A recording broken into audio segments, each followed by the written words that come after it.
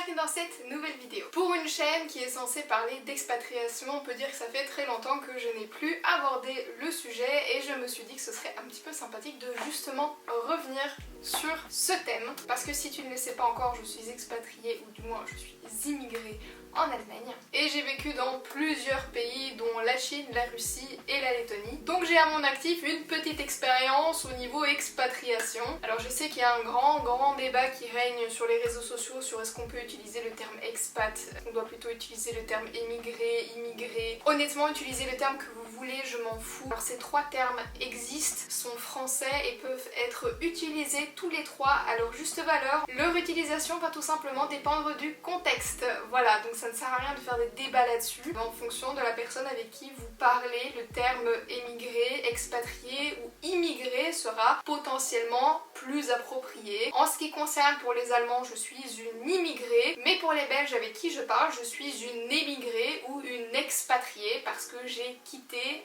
la patrie. Donc je me suis immigrée en Allemagne et à multiples reprises expatriée de mon pays pour au final en partir définitivement. Et c'est bien de romantiser à fond l'expatriation ou le fait de quitter sa patrie pour vivre dans un autre pays, mais pour autant il est quand même nécessaire de parfois remettre certaines pendules à l'heure parce que l'expatriation ou l'immigration, ce n'est pas toujours tout rose. Et c'est la raison pour laquelle aujourd'hui on va parler de mes peurs en tant qu'expat. C'est clairement une des choses qui, pendant très longtemps, m'a fait très peur. Alors aujourd'hui ça me fait plus peur du tout parce que de toute façon je ne veux pas et je ne peux pas avoir d'enfant, donc la question est très vite résolue au final, il n'y avait pas besoin de se faire du mouron parce que de toute façon c'est pas possible. Mais c'est vrai que c'est l'une des questions que l'on s'est posée avec mon conjoint quand on a déménagé à l'étranger, c'était de se dire comment est-ce que ça va se passer le jour où on voudra des enfants. C'est une question qu'il est nécessaire de se poser déjà de 1 quand on est en couple, mais surtout quand on a une vie de famille qui prend quand même beaucoup de place dans notre vie de tous les jours, notre vie du quotidien, parce qu'en fait une expatriation, ça va impacter fortement vos relations avec vos proches, mais vous allez vous rendre compte aussi que ça va impacter plein d'autres choses. Aujourd'hui, j'ai 27 ans et je dois quand même avouer que la majorité des gens que je côtoie ont des enfants et tu te rends compte à quel point tes parents ou les grands-parents jouent un rôle important dans l'éducation des enfants. Quand tu as des problèmes, quand tu as des questions, quand tu as envie d'un soutien, les premières personnes vers qui tu vas te tourner, ça va être tes propres parents, les grands-parents en question, parce que tu sais que tu peux leur faire confiance, parce que tu sais, enfin dans la majorité des cas, si tout se passe bien, tu sais que tu vas pouvoir compter sur eux pour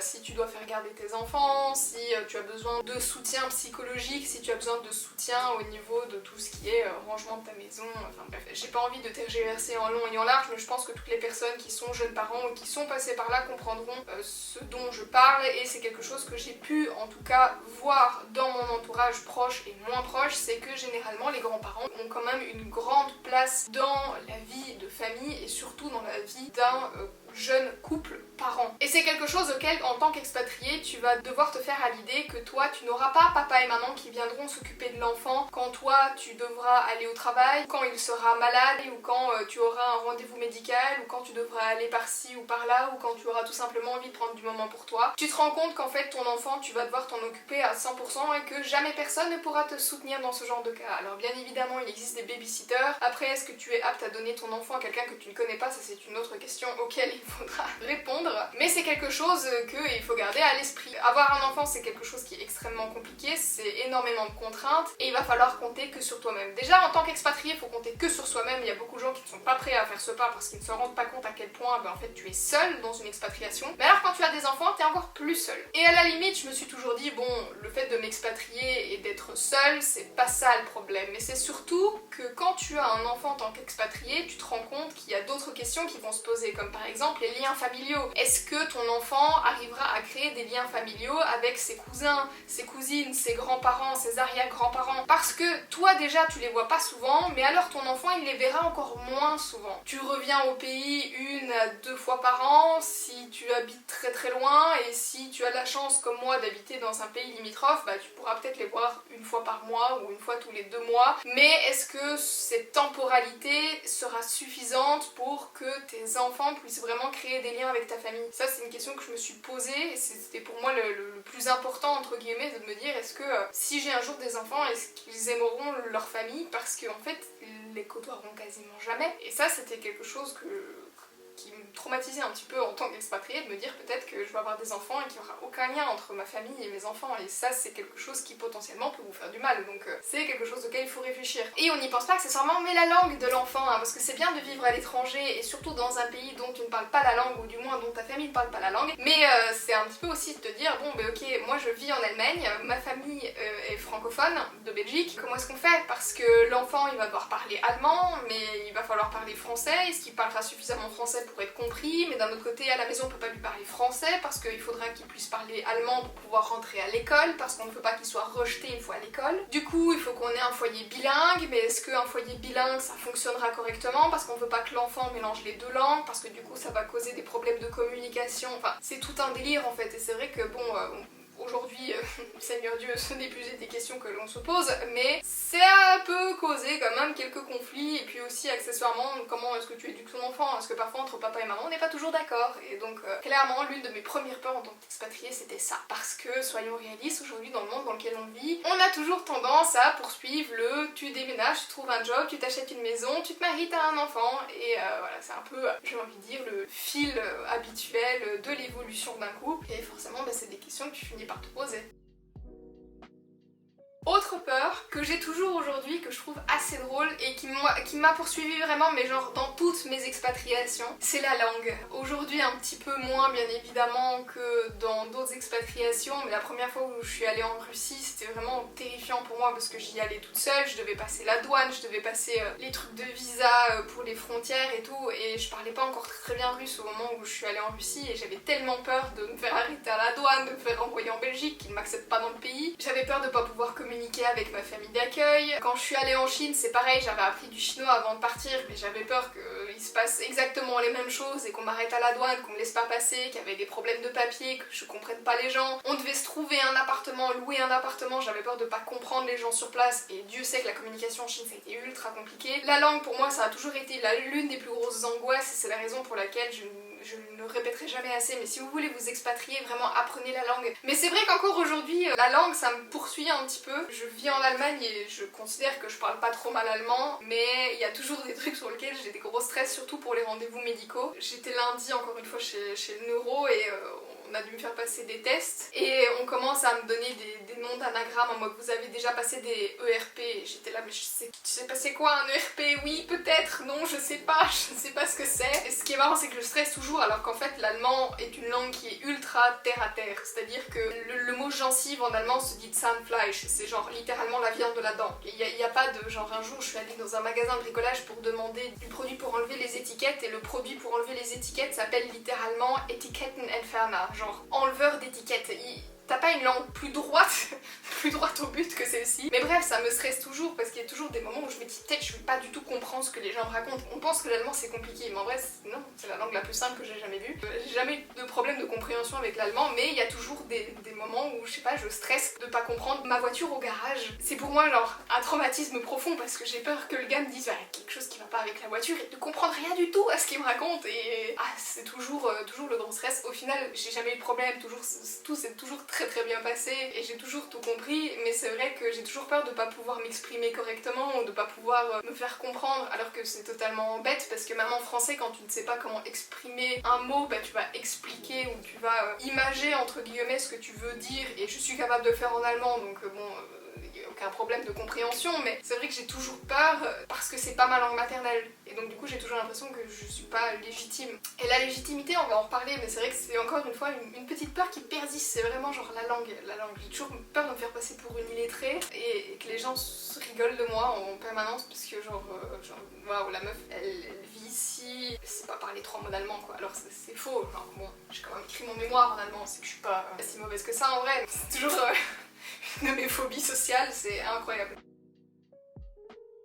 Et justement, j'ai parlé de légitimité, mais revenons-en sur cette légitimité, je pense que c'est l'une de mes peurs principales en tant qu'immigrée ici, c'est de justement, j'ai parfois l'impression de pas me sentir légitime. Je suis pas allemande, j'ai pas la nationalité, j'ai pas la carte de séjour, j'ai pas les papiers, parce que forcément on est dans l'espace Schengen, j'ai une carte d'identité belge, donc je n'ai pas besoin de passe de séjour, et il y a beaucoup de choses sur lesquelles ça pose problème de temps en temps, par exemple la vaccination contre le Covid, quand tu veux te demander de te faire vacciner et que tu arrives avec une carte d'identité belge et qui te demande il est où votre justificatif de domicile, parce que derrière nos cartes d'identité en Belgique on n'a pas notre adresse, alors qu'en Allemagne derrière la carte d'identité t'as l'adresse. Et donc du coup c'est toujours le délire de faut qu'on aille à la commune demander un justificatif de domicile quoi, et ça c'est vrai que c'est un petit peu ennuyant, mais c'est plein de choses pour demander les QR codes du vaccin Covid, pour se faire vacciner, pour aller au parc à conteneurs, pour jeter des trucs, je suis obligée d'avoir un justificatif de domicile, et c'est pareil des trucs bêtes, mais parfois t'as l'impression que t'es pas légitime, et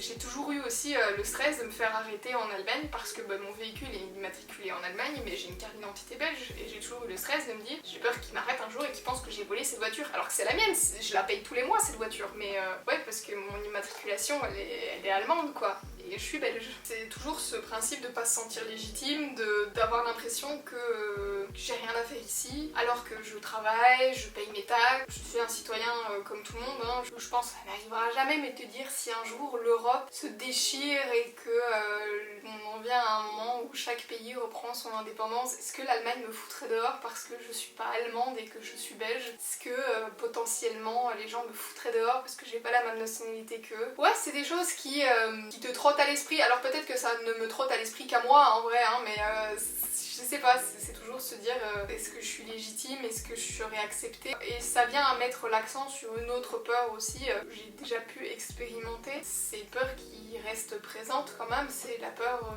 du rejet, notamment sur tout ce qui est xénophobie et racisme. Alors je sais bien qu'aujourd'hui on dira oui, il n'y a pas de racisme anti-blanc, etc. Alors je parle pas de racisme anti-blanc, parce que je considère qu'aujourd'hui le racisme n'a pas de couleur, mais parce que je suis blanche et que je fais partie de ce fameux white privilege, beauty privilege, est-ce que tu veux, donc on va parler ici de xénophobie. Des comportements xénophobes, j'en ai déjà subi, j'en ai déjà été victime, donc toutes les personnes qui diront parce que tu es blanc, tu ne peux pas subir de comportements déplacés dus à tes origines, c'est faux. Je pense que toutes les personnes qui sont justement convaincus être à l'abri de ce genre de comportement raciste et xénophobe parce qu'ils sont blancs n'ont probablement jamais quitté leur bourgade, parce que croyez-moi que quand vous vivez à l'étranger vous vous rendez compte à quel point les gens s'en battent les steaks que vous soyez blanc ou pas, que vous ayez la même couleur de peau ou pas, parce qu'en fait des gens racistes et des gens xénophobes il y en a partout. Voilà, fun fact d'ailleurs, le seul pays dans lequel je n'ai pas vécu de comportement xénophobe c'était en Russie et en Lettonie. Je trouve ça assez cocasse dans le sens où pour moi c'était le pays dans lequel j'avais le plus de chances de subir un comportement xénophobe. Justement je pensais que c'était là où j'allais être le moins acceptée, pas du tout. Bon après bien évidemment je suis blanche, blonde aux yeux bleus, c'est beaucoup plus facile pour moi de me fondre dans la masse, hein, soyons réalistes. Mais c'est vrai qu'en Chine ça a été un petit peu complexe, on te regarde comme si t'étais un ovni, surtout dans certaines contrées de Chine où il n'y a pas beaucoup d'étrangers, donc forcément on a tendance à déjà te prendre pour un gros pigeon, ça c'est quand même quelque chose qui est assez désagréable, mais c'est surtout qu'il y en a beaucoup qui te prennent un petit peu pour un morceau de viande, et encore une fois ça c'est pas très agréable non plus, où on te poursuit, on fait des vidéos de toi, on fait des photos de toi, et encore ça je considère pas vraiment que ce soit un comportement xénophobe à proprement parler, dans le sens où c'est pas forcément très sympathique. Est-ce que c'est vraiment un comportement haineux? Non, je ne pense pas. Par contre, j'ai déjà eu des réflexions qui étaient très déplacées, et ceux qui étaient directement liés à mes origines, notamment sur mon lieu de travail. Je dis ça serait pas plus longtemps là-dessus, mais avoir des réflexions telles que là où tu vis c'est moche, et la seule raison pour laquelle tu t'y plais c'est parce que de toute façon tous les réfugiés vont là-bas, ou encore je vais pas perdre de temps à parler avec toi parce que de toute façon t'as pas de diplôme d'allemand et j'ai pas de temps à perdre avec les illettrés. Voilà, ça c'est le genre de comportement que tu ne penses pas forcément au premier abord vivre un jour, surtout quand t'as passé 6 ans de ta vie à étudier une langue, quand tu penses la maîtriser correctement et que du jour au lendemain on vient de dire que t'es illettré. Bon après soyons réalistes, je sais de qui ça vient, et de la part de quelqu'un qui sait pas décliner au datif dans sa propre langue maternelle, franchement je le prends pas à cœur. Pour des personnes qui auraient un petit peu moins confiance en eux, franchement c'est très très compliqué à vivre ce genre de réflexion, et je me dis j'ai déjà la chance d'avoir ce white privilege, et je me dis juste toutes ces personnes qui malheureusement n'ont pas ce privilège, ce qu'elles doivent prendre dans la tronche tous les jours et la discrimination qu'elles doivent vivre au quotidien, et ça doit être très très très difficile. Et on se rend pas compte, hein, mais même sur le marché de l'emploi en Allemagne, il y a de jobs par exemple dans lesquels il est inscrit en grand natif uniquement. Ce n'est pas une majorité, je vous rassure, ce n'est pas du tout une majorité. Aujourd'hui l'Allemagne, je trouve, est quand même un pays qui est très ouvert à l'international. Bien évidemment il y a des racistes partout, ça c'est clair, mais en général je trouve qu'on a une très très grande diversité ici, et même si j'ai été victime de quelques comportements racistes, c'est normal, des cons il y en a partout. Je trouve que je suis quand même assez chanceuse parce que dans les offres d'emploi il y a beaucoup d'offres où c'est marqué allemand d'un bon niveau, mais pas forcément toujours natif. Je pense qu'aujourd'hui je suis un peu à l'abri de par le fait que je suis blanche, que je me fonds pas mal dans la masse parce que je parle quand même assez bien allemand. J'ai quand même parfois un petit peu peur qu'on me rejette parce que je suis pas allemande quoi, donc voilà. Donc je me dis, si moi j'ai déjà cette peur là, j'imagine pas des personnes qui sont d'autres origines, et je peux comprendre leur mal-être. Et c'est pour ça aussi, il faut rester réaliste, ça sert à rien parfois de romantiser à outrance l'expatriation. Moi je trouve que c'est l'une des meilleures expériences que j'ai vécues de ma vie, mais tout n'est pas rose. Autre peur et autre phobie que j'ai toujours, par contre, c'est les problèmes administratifs. Parce que problème administratif déjà parce que tu as pas la nationalité, t'es pas allemand, c'est toujours un petit peu un problème parce que t'as pas la carte d'identité, t'as pas le passeport, pour faire les papiers il te faut toujours des trucs supplémentaires parce que forcément t'es pas allemand. J'ai déjà des sueurs froides du moment où je vais devoir refaire mon passeport, ma carte d'identité et mon permis parce qu'on n'a pas d'ambassade à Francfort, il faut aller à Berlin, ou alors il faut qu'il y ait un flying kit, j'en fais déjà des cauchemars. L'administration déjà de base dans ton pays, dans ta propre langue maternelle, c'est une horreur, mais alors dans les autres pays. Et encore franchement je trouve que l'administration en Allemagne ils sont assez efficaces dans le sens où tout est clair, tout est concis, franchement on m'a toujours bien expliqué. Alors le problème c'est que il faut des choses dans l'administration allemande, bon, il faut beaucoup de trucs, c'est chiant. Mais alors généralement en plus de dépendre de l'administration allemande, je dépends de l'administration belge pour avoir mes documents, mes assermentations et toutes les autres conneries là. Quel enfer. Puis alors si vous n'avez pas de chance, vous avez un conjoint qui vient de la région de Charleroi. Et vous devez dealer avec la commune de Charleroi. Je m'étais dit que parmi toutes les procédures administratives qu'on allait faire, que notre mariage, donc de moi et mon conjoint, allait être la plus facile, parce qu'on était tous les deux belges et qu'en se mariant en Allemagne, il y avait peu de chances qu'on nous casse les pieds entre guillemets parce que on était belges, donc qui avait quoi que ce soit à dire sous cette union à terme, à part la Belgique. Eh ben non, mes chers amis, il a fallu avoir des actes de naissance dans leur totalité, traduits en allemand, assermentés, actes de naissance internationaux, je ne sais quoi, avec qu'est-ce que c'était, des attestations de célibat comme quoi on n'était pas mariés, avec des déclarations sous l'honneur de la part de l'État belge, enfin bref, mais genre inconcevable comme truc. On a dû écrire à l'ambassade de Belgique pour avoir des documentations supplémentaires, enfin c'est... Et puis alors le pire c'est que l'allemand c'est quand même la troisième langue officielle de notre pays, hein, parce qu'en Belgique on a 3 langues officielles, le français, le néerlandais et l'allemand. C'est impossible d'avoir un document en allemand en Belgique alors que c'est la 3e langue officielle du pays. T'appelles en Wallonie, ah non, nous on parle juste français. T'appelles capitale Bruxelles, ah non, nous on fait que du néerlandais et du français, super. Du coup t'appelles la communauté germanophone qui te répond, ah non désolé, on communique pas avec la Wallonie, on sait pas récupérer vos documents. Un enfer. Donc toi, tu es obligé du coup de payer des frais supplémentaires de traducteur parce qu'il y en a aucun qui est capable de te fournir les documents dans la langue nécessaire. Franchement, vous servez à quoi? Inconcevable, vraiment inconcevable. Mais enfin bref, l'administration, ma phobie.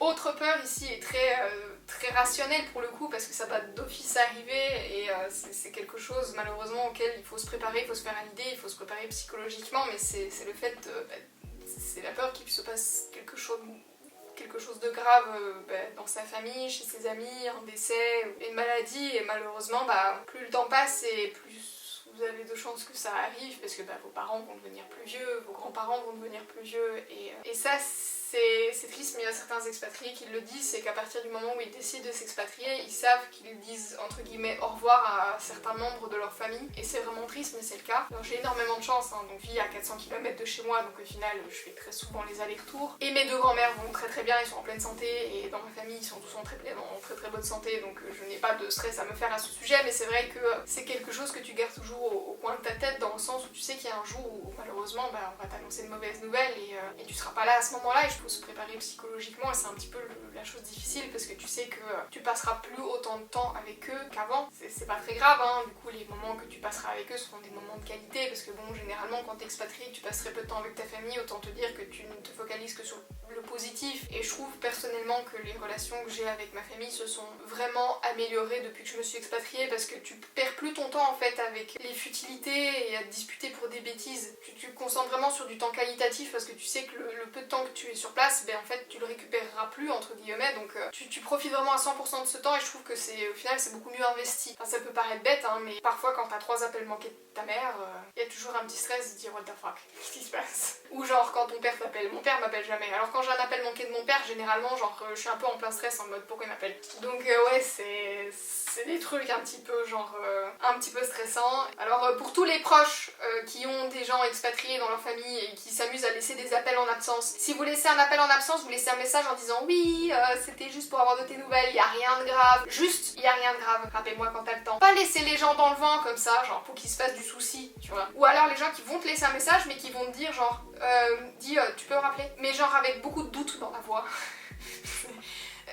Vous voulez que je fasse un ulcère ou ça se passe comment? Et c'est marrant parce que quand j'étais aux études, c'est vrai que j'appelais parfois ma mère et je lui répondais toujours en disant maman. Elle me disait toujours tu m'appelais, et quand je décrochais, tu avais toujours ce doute dans la voix où j'avais l'impression que s'était passé quelque chose de grave, alors que pas du tout, il s'était jamais rien passé de grave, tu vois. Genre d'ailleurs, si un jour il se passe quelque chose de grave, c'est pas ma mère que j'appelle, c'est mon père. Mais c'était toujours drôle parce qu'elle, le simple fait d'entendre maman, elle était toujours persuadée qu'il s'était passé un drame, alors que pas du tout. Mais c'est la même chose, aujourd'hui je suis expatriée, parfois on me laisse des messages, des appels en absence, mais du coup moi je stresse. Maintenant je comprends ma mère quand elle me disait genre arrête avec ça. Chanson en jouet quand tu réponds au téléphone, bordel, moi je stresse après. Donc voilà, j'ai compris, ça va, je le fais plus maintenant.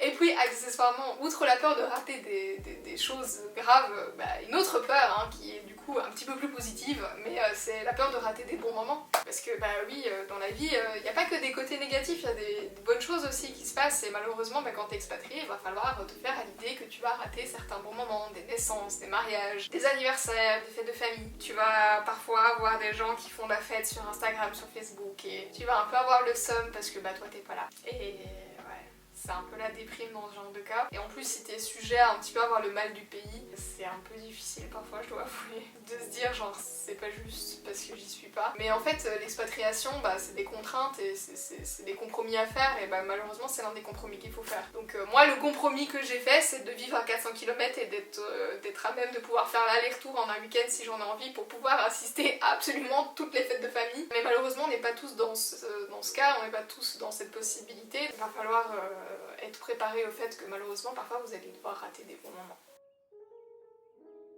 La peur de perdre des liens familiaux aussi, hein, on n'en parle pas, mais le problème c'est que quand tu t'expatries, je pense que c'est surtout au début, hein, parce qu'après ça finit par se tasser, une fois que c'est fait, mais c'est vrai que quand tu vas annoncer ton expatriation, quand tu vas annoncer que tu t'en vas, il y a beaucoup de gens qui vont bien le prendre, il y a beaucoup de gens qui vont mal le prendre. Il y en a que certains qui vont être jaloux, il y en a certains qui vont mal le prendre parce que c'est un peu comme un abandon, c'est un peu comme une rupture entre guillemets affective, et c'est vrai que c'est pas facile à accepter pour tout le monde, et il y a certaines amitiés qui vont se finir malheureusement. Alors je te rassure, hein, les plus belles amitiés généralement tiendront. Ma meilleure amie habite à Paris, j'habite à Francfort. On se voit plusieurs fois par an, on part en vacances ensemble, elle vient me voir à Francfort, je vais la voir à Paris. On se voit en Belgique, enfin bref, on se voit plusieurs fois par an. Ça n'a absolument rien changé, on se parle pas tous les jours, mais quasiment tous les jours. Donc quand bien même elle habite à 3 pays d'intervalle, on s'en fout. Cette relation est toujours la même, et je trouve que en ce qui me concerne avec ma famille, le fait de m'expatrier ça a amélioré mes relations, parce que encore une fois je trouve qu'on passe du temps beaucoup plus qualitatif, mais il y a aussi des relations malheureusement qui vont pas forcément s'améliorer mais qui vont plutôt se détériorer parce qu'on peut vous faire des reproches. C'est facile aussi à dire, mais il y a certaines personnes qui auront tendance à faire en sorte de vous faire regretter votre expatriation, et très amèrement, dans le sens où on va vous dire que c'est de votre faute si vous ne vous voyez plus, ou que vous ne faites pas d'efforts, ou que c'est de votre faute, qu'ils n'ont pas à subir votre expatriation, que c'est vous qui avez décidé de vous expatrier, donc c'est vous qui devez faire l'effort. Enfin bref, ça c'est le genre de choses que moi j'ai entendu, j'ai vécu dans le cadre amical, heureusement pas dans le cadre familial. Mais c'est vrai que c'est des choses qui sont parfois un petit peu difficiles à accepter, parce que à terme j'habite à 400 km quoi. Si tu peux faire un aller-retour avec Saint-Tropez pour tes vacances, tu peux faire un aller-retour avec Francfort, il n'y a pas trop de soucis quoi. Donc voilà, venir me dire que c'est trop loin, c'est un petit peu exagéré, mais enfin bref, je pense que qu'il faudra être prêt, c'est une peur qui existe, c'est une peur que je n'ai plus aujourd'hui parce que je pense que les amitiés que j'ai, si elles ont survécu après 4 voire 7 ans d'expatriation, parce que j'ai commencé à m'expatrier en 2015, Russie, Chine, tout ça, je me dis qu'aujourd'hui elles dureront sur le long terme, et pareil pour mes parents parce qu'ils m'ont toujours soutenue dans tous mes projets, donc je ne me fais pas de stress à ce niveau-là. Mais c'est vrai que c'est l'une des peurs que j'avais au début, c'est de me dire oui, qu'est-ce qui va se passer? Bah il y a des amitiés qui sont parties, et puis au final, tout ce que je me dis c'est bon débarras. S'ils n'ont pas été capables de pouvoir me soutenir dans quelque chose, dans un projet qui me tenait vraiment énormément à cœur, bah c'est qu'à terme en fait on était voués à se séparer, et puis de toute façon sachez qu'il y a beaucoup d'amitiés qui un jour prennent fin pour plein de raisons différentes, parce que vous avez des enfants, parce que vous changez de job, parce que vous changez de région, parce qu'au final vous perdez vos centres d'intérêt, ça arrive, hein, donc faut pas se focaliser sur ce genre de choses. Mais perdre des amis c'est aussi quelque chose qui me faisait peur, et puis au final je m'en suis fait des nouveaux.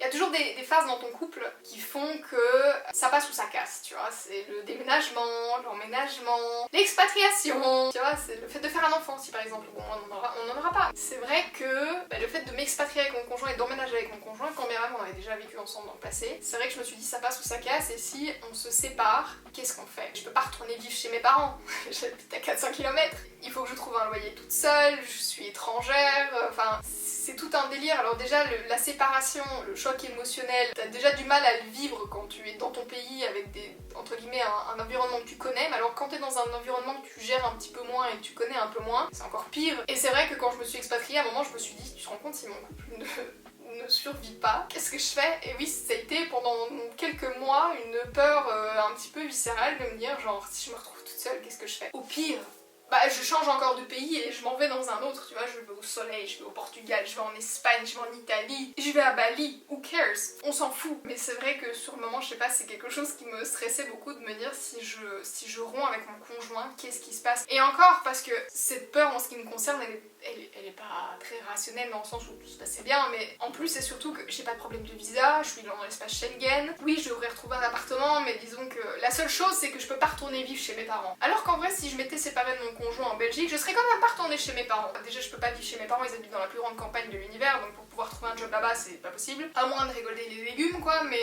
bon après c'est un très chouette métier, parfois je me dis que je ferais mieux de récolter des légumes, ce serait un petit peu plus reposant, mais enfin reposant psychologiquement, hein, pas physiquement, on s'entend. Mais enfin bref, c'était l'une de mes plus grandes peurs quand je me suis expatriée. Puis aujourd'hui, je me dis franchement genre pourquoi? Au pire si ça se passait pas, c'est pas grave, je changeais de pays, puis c'est tout. C'est pas grave, move on. C'est vrai que sur le moment, en fait, s'expatrier, c'est quand même un processus qui est quand même assez complexe, qui te demande de prendre sur toi sur beaucoup de choses, de faire beaucoup de compromis. Et le fait de partir avec quelqu'un que je connaissais et en qui je faisais entièrement confiance, c'est vrai que ça me rassurait beaucoup, on se rassurait beaucoup l'un l'autre. Et de se dire que là, tout s'écroule en fait, parce que tu perds ton conjoint, bah, tu dois voilà, passer au-dessus du choc émotionnel et au-dessus du choc psychologique, et puis c'est surtout continuer à move on, aller de l'avant seul dans un pays que tu gères pas trop. Et c'est vrai que c'est quelque chose qui me faisait un peu peur, et puis aujourd'hui avec le recul je me dis franchement si ça se produit bah tant pis, c'est que ça doit être comme ça, et puis je bougerai de pays ou je bougerai d'appart. Et quand j'en parlais à mon conjoint, il m'a regardé, il me dit mais t'as vraiment un esprit torturé quoi, c'est... Toi si tu meurs jeune ça m'étonne pas. Genre tu te pourris vraiment la vie avec des trucs inutiles. Mais ouais, voilà, c'est comme ça. Et autre peur qu'il ne faut pas oublier, c'est la peur de ne pas pouvoir s'adapter. J'avais ça particulièrement en Chine, parce qu'en Allemagne c'est beaucoup plus proche de ma culture, et la Russie, bon ça va encore. Mais c'est vrai que quand je me suis expatriée en Chine, ça a été difficile, je savais que la culture était différente, je savais que ça allait être un peu plus complexe, mais il y a toujours une différence entre le savoir et le vivre, et ça a été dur. Je dois être 100% honnête, la première semaine, j'ai eu très envie de revenir. Je comptais les jours avant de pouvoir revenir en Belgique parce que je me suis dit je peux pas continuer à vivre là-bas, c'est pas possible. Je m'imaginais vraiment pas rester, pour moi c'était vraiment genre, je suis arrivée une semaine là-bas et je me suis dit ça va être la pire expérience de ma vie, pourquoi j'ai choisi ce pays? Spoiler alerte, quand je suis revenue, j'en ai presque fait une mini déprime parce que je voulais pas quitter la Chine, c'était l'une des plus belles expériences que j'ai eues, et donc du coup au final voilà, c'est pour ça toutes les personnes qui la première semaine d'expatriation, si ça se passe pas bien, c'est pas parce que la première semaine ne se passe pas bien, tout le reste de l'expatriation se passera mal, hein. Au final on le voit avec mon séjour en Chine, la première semaine a été horrible, tout le reste du séjour a été incroyable, et quand je suis partie de là, j'ai fondu en larmes et j'ai pleuré pendant quasiment la totalité du vol de retour parce que je voulais pas quitter le pays. Donc clairement, au final final, ça ne veut rien dire. Mais c'est vrai que les premières semaines d'adaptation ont été complexes parce que c'est une culture qui est totalement différente de la tienne. Et tu as un peu la peur de ne jamais pouvoir t'adapter parce que c'est difficile de changer de tout au tout tes habitudes. Et la peur aussi de ne jamais pouvoir être accepté dans la communauté, dans la société quoi. Au final, ça s'est bien passé. Il y a quelques trucs qui me chiffonnaient quand même un petit peu, mais j'ai quand même pris sur moi et j'ai pu le faire. Et je pense que ça m'a appris énormément de choses, donc franchement ça a été très positif. Et je pense que la dernière peur, qui est clairement l'une des plus légitimes au final, c'est la peur d'être seule. Ce qui est assez marrant parce que quand on me connaît bien, on sait que je suis très solitaire. Je suis quelqu'un qui adore passer du temps avec elle-même.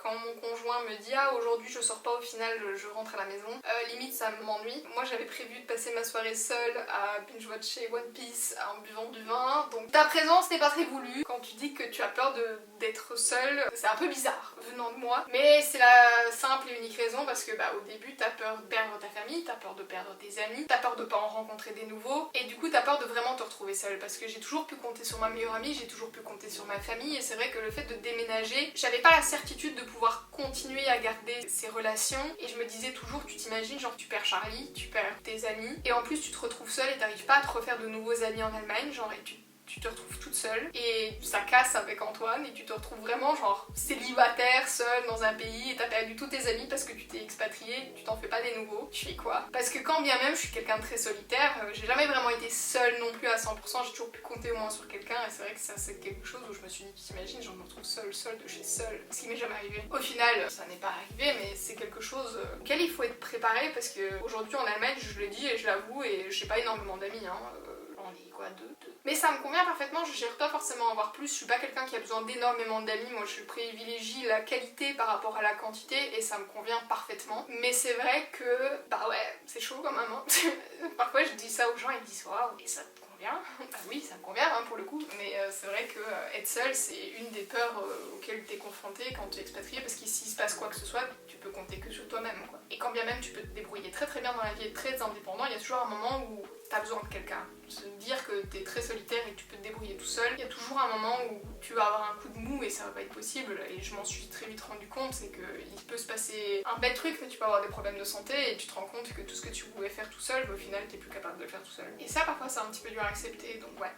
La peur de se retrouver seule, c'était je pense l'une de mes peurs avant de m'expatrier. Aujourd'hui je ne l'ai plus, c'est clairement quelque chose qu'il faut être prêt. C'est tout pour mes peurs d'expatrier. Je pense pas que j'en ai oublié en tout du moins en ce qui me concerne, parce que bon, on a chacun nos expériences différentes. Je pense que c'est important aussi de déconstruire certaines choses et de pas montrer que tout est rose et tout est beau dans l'expatriation, parce qu'il y a des avantages comme il y a des désavantages, bien évidemment. D'ailleurs j'ai fait des vidéos là-dessus, sur les avantages et les inconvénients de l'expatriation. Mais c'est vrai que j'avais jamais forcément parlé de mes craintes, parce qu'on pense que waouh, tout est beau, tout est rose. J'y suis partie en connaissance de cause parce que j'ai fait beaucoup de recherches, mais non, en vrai, je suis partie quand même avec un peu les chocottes que ça se passe mal, donc je trouvais ça important de le dire. En tout cas, si le thème de l'expatriation et du voyage en général t'intéresse, n'hésite pas à t'abonner à cette chaîne, et on se retrouve du coup la semaine prochaine pour une nouvelle vidéo. Ciao!